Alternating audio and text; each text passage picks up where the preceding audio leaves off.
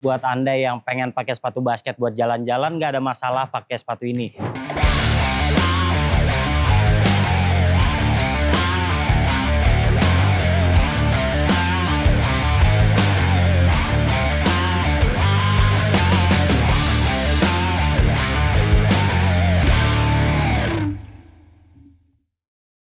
Nyatanya, seri kedua nggak melulu lebih bagus daripada seri yang pertama. Kayak gini nih, Nike Book 2 rasanya nggak lebih baik deh daripada yang seri pertama. Saksikan video ini sampai selesai.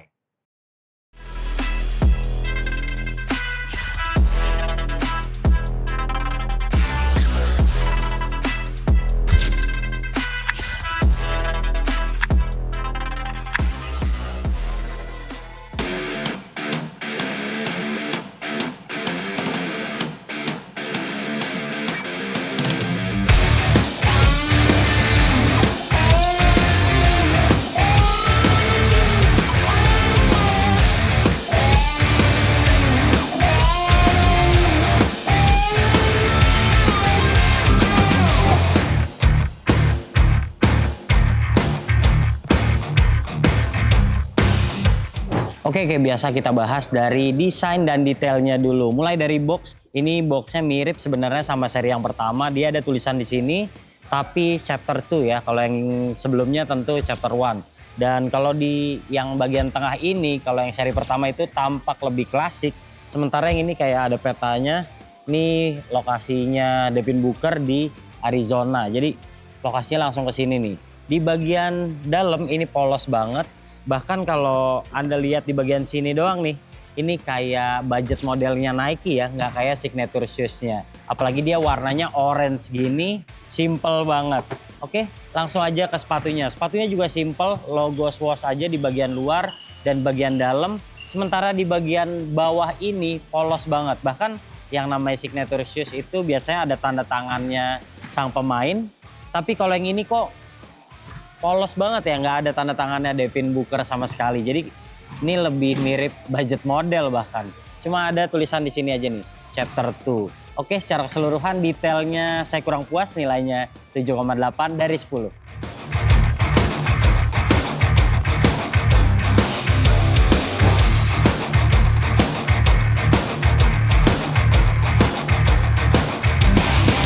Sekarang ngomongin traksi dan kayaknya ini aspek yang paling bagus dari Devin Booker yang kedua. Oke, kita lihat ada herringbone yang modern banget kayak gini desainnya. Terus dia itu simple banget, nggak ada tanda tangannya. Bahkan saking polosnya ini udah kayak maklon nih, udah kayak traksi yang bisa digunain buat banyak sepatu.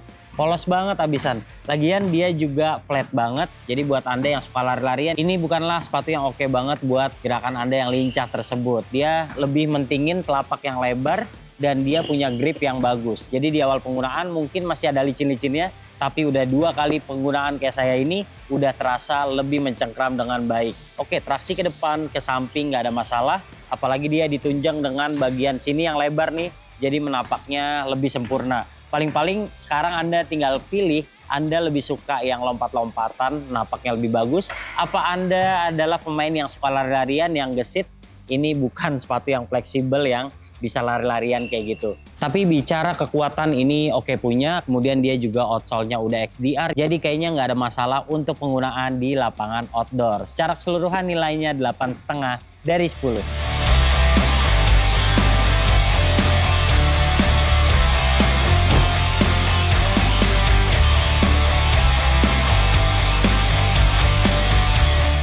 Oke, lanjut ke bantalan. Ini pakai Cushlon 3.0 dan ada zoom unit berukuran kecil di bagian depan sini. Oke, untuk lompat-lompatan sih enak ya di bagian depan, tapi ini cushioningnya butuh break-in. Ini bukanlah Cushlon yang dari awal udah nyaman banget. Ini kayak butuh waktu penggunaan beberapa kali dulu. Ini aja udah 2 kali masih terasa keras. Jadi kayaknya butuh waktu sekitar 5 kali untuk bikin ini cushioningnya melunak. Bagian insole-nya juga tipis. Sayangnya ini dilem, jadi saya cuma bisa pegang-pegang aja kayak gini. Dan dia tidak begitu terasa dengan lapangan. Jadi dia low to the ground juga enggak, empuk juga enggak, tanggung nih cushioningnya. Dia kalau dilihat dari samping ini benar-benar mirip sama Air Force One. Kayak bukan sepatu basket ya. Paling-paling yang buat saya angkat topi adalah ini sepatu lumayan stabil, dia juga lebar banget. Jadi ketika Anda mendarat ini nggak ada masalah sama sekali dan menyenangkan banget karena ini bisa digunain para pemain besar. Ya paling-paling ini butuh sabar, penggunaan beberapa kali untuk bikin bagian belakang dan depannya lebih melunak. Cushioning nilainya 7,2 dari 10.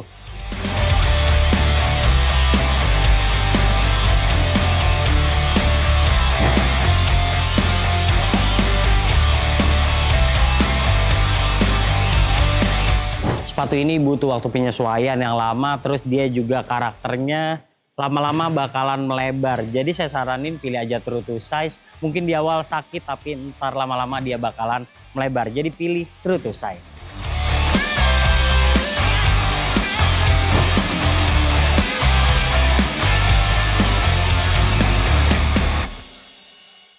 Nah, ngomong-ngomong soal bahan atas, ini ada 2 tipe ya. Ini yang pakai mesh, sementara yang satu lagi itu kayak kulit sintetis gitu. Dan itu lebih gerah ketimbang yang ini. Walaupun dua-duanya itu sama-sama nggak fleksibel ya. Ini masih tetap kaku, tapi masih batas wajar ketimbang yang seri sebelumnya.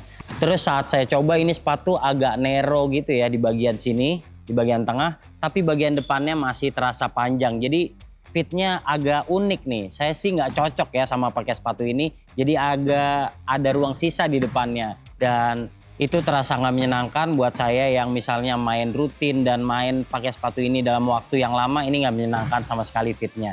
Tapi kalau untuk bahan atas tampilannya simple ya. Buat Anda yang udah dewasa kayaknya butuh sepatu yang kayak gini. Pilih aja colorway yang menarik, tentu bikin tampilannya semakin keren. Kalau di bagian atas itu dia pakai mesh, dia di bagian sampingnya ini pakai tekstil. Jadi terasa gerah dan butuh waktu penyesuaian yang lama nih. Sekarang kita bahas soal paddingnya. Paddingnya ini sama kayak generasi yang sebelumnya. Dia bagian sininya nih, samping dan bagian belakangnya agak tebal. Jadi bikin pergelangan semakin ke dalam. Tapi ini agak ganjel ya bagian sini nih. Dan hal ini berpengaruh ke bagian kuncian. Oke, untuk talinya kayak gini, simple banget. Untuk ukuran sepatu 2,2 juta ya kayaknya bisa lebih bagus dari ini. Tapi sayangnya Nike nggak melakukan hal tersebut. Terus kalau ngomongin lidah, ini juga lidahnya polos banget kayak gini. Rasanya juga tidak terlalu tebal. Dan di bagian tengah sini juga masih tergolong kayak sepatu budget aja gitu. Nggak terkesan premium. Nah, tapi paling menyenangkannya adalah di bagian lidah ini masih ada ventilasinya, jadi nggak terlalu gerah kayak bagian yang lain. Oke, bahan atas dengan kualitas kayak gini, dengan harga 2,2 juta menurut saya biasa banget nih Booker. Nilainya 7,8 dari 10.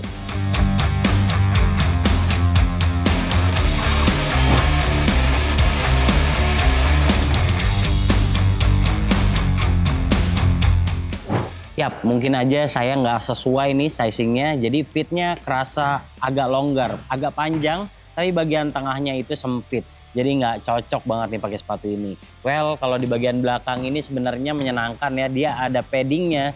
Tapi sayangnya nih kalau kayak saya nih ngikat tali sampai bagian paling atas ini tuh kayak ngeganjel gitu di pergelangan. Semoga aja penggunaan beberapa kali bikin perasaan ataupun yang bikin sakitnya ini dapat teredam dengan baik ya. Karena kalau misalnya kayak gini terus, ini apalagi lancip kayak gini ya, ini tentunya nggak nyaman banget, terutama dalam waktu yang lama. Bagian belakang dan bagian tengah ini masih tergolong mantap, tapi ya itu tadi bagian sini nih yang kurang menyenangkan. Untuk kuncian saya kasih nilai 7,5 dari 10.